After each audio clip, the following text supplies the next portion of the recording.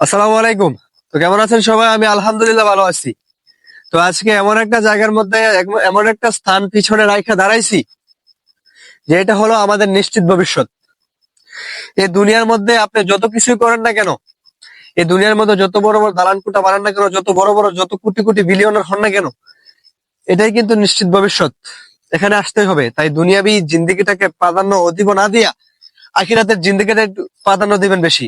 কেননা আজকে যে আপনি এখানে আছেন, একটা কথা মনে রাখবেন, আজকে যে আপনি এখানে আছেন, আপনার ছেলে মেয়ে যদি সুসন্তান যদি দুনিয়ার মধ্যে একটু দিনই শিক্ষা ইসলামিক শিক্ষা যদি আপনার ছেলে মেয়েকে দিয়ে যান, তাহলে কিন্তু আপনি এখানে থাকলে অনেকটা সুখে শান্তিতে থাকতে পারবেন। এবং নিজের আমল ছেলে মেয়ে দোয়া করলে ছেলে মেয়ের রাব্বির হামহুমা কামা রাব্বায়ানি সগীরা, এটা পবিত্র কোরআনে আছে এবং আমার নবীজিও বলছে এই বইলা যে সন্তান দোয়া করলে সন্তানের নাকের ডগা পানি পড়ার মানে নাকের ডগা পর্যন্ত পানি আসার আগে আল্লাহ পাক তার মা বাবার কবরের আযাবগুলো মাফ করে দেন। ভাই বলি, এই দুনিয়াবি জিন্দিগির মধ্যে আপনি যত কিছু করেন, দুনিয়ার মধ্যে দুনিয়া দুনিয়া করতে করতে সবকিছু দুনিয়া কিন্তু মানুষ খাইতে পারে না ভাইয়া। ওই দুনিয়ায় কিন্তু মানুষে খাইয়ে দেয়। মানুষে দুনিয়া খাইতে পারে না, মানুষ ওই দুনিয়ায় কিন্তু মানুষরা খাইয়ে দেয়। দেখেন আজকে ওই মানুষগুলা কতটুকু অসহায়। যদি দুনিয়ার মধ্যে আল্লাহর হুকুম এবং নবীর তরিকা মতো সঠিকভাবে পাঁচ ওয়াক্ত নামাজ টামাজ পড়ে ঠিক মতো ইমান আমল গুলো ঠিক রেখে কবর পর্যন্ত যাইতো বা গেছে যারা, তারাই প্রকৃত সুখী।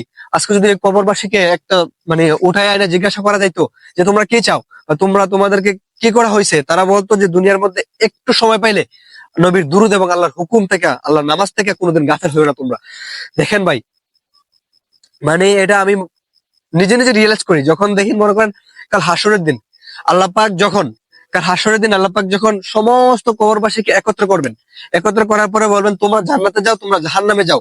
ওই সময়টা ওই সময়টা একটু নিজের বুদ্ধিটা খাটায়েন। ওই সময়টা কিরকম লাগবে, কিরকম অবস্থা ফেস করবেন আপনি একবার নিজে নিজের কল্পনা করেন। যদি বলে আল্লাহ পাক তুই জাহান্নামী, তাহলে এখন তখন কি করবেন? জাহান্নামের ওই কঠিন আযাব, ভাই একটাবার চিন্তা করেন। রবের দিকে তাকান, আল্লাহর দিকে তাকান, মাটির দিকে তাকান, দুইটার দিকে তাকাইয়া এখনো সময় আছে, এখনো সময় আছে। এই জায়গায় যাওয়ার আগে আল্লাহ পাক দুনিয়ার মধ্যে থাকতে আপনার সমস্ত কিছু, সমস্ত গুনাহ, সমস্ত কিছু আল্লাহ পাক মাফ করে দিবেন। এই দুনিয়ার মধ্যে থাকতে আল্লাহ পাকের কাছে সারা জীবন সমুদ্র পরিমাণ, সাগর পরিমাণ, মহাসাগর পরিমাণ আপনি যদি গুনাহ করেন, আল্লাহ পাক কিন্তু আপনাকে মাফ করে দেবে।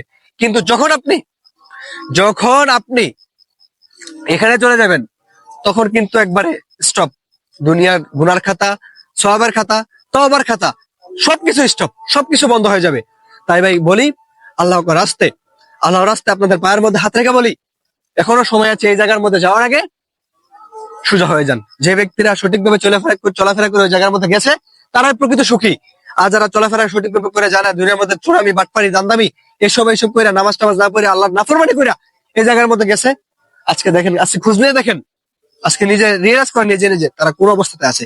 তো ভাই আমি মাঝে মাঝে এটা রিয়েলাইজ করি। আল্লাহ পাক আমাদের সবাইকে সঠিক বুঝদান করুক এবং সঠিক সময় সঠিকভাবে পাঁচ ওয়াক্ত নামাজটা জামাতের সাথে আদায় করার মতো তৌফিক দান করুক।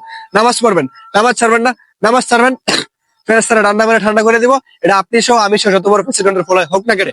ভালো থাকবেন, সুস্থ থাকবেন। আসসালামু আলাইকুম।